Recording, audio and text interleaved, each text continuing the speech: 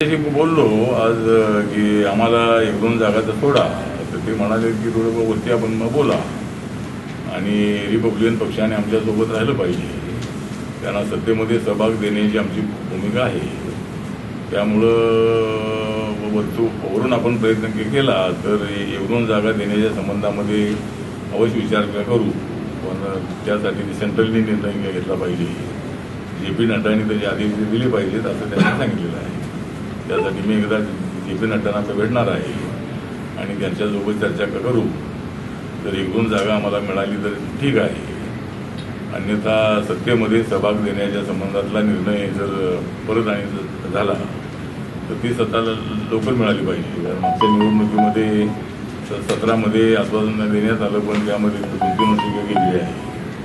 त्यामुळे RBIला काही सत्तेचा सहभाग मिळाला नाही.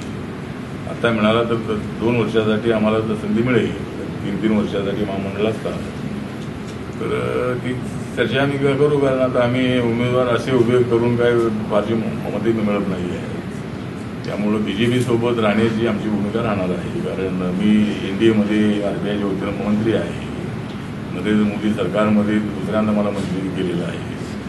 माझ्या पक्षाचा एकही लोकसभेमध्ये खासदार नसतानाही RBIला सत्तेचा सहभाग मिळालेला आहे आणि छोट्या मोठी जी कामं आहेत, गोरगरिबांची कामं आहेत, ती करण्याची संधी मला मिळते आहे.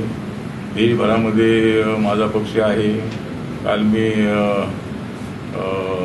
आपल्या हैदराबादमध्ये होतो, आज गोव्यामध्ये आहे, 2-3 दिवसापूर्वी कलकत्त्याला होतो, उद्या मुंबईत आहे, परवा दिल्लीत आहे.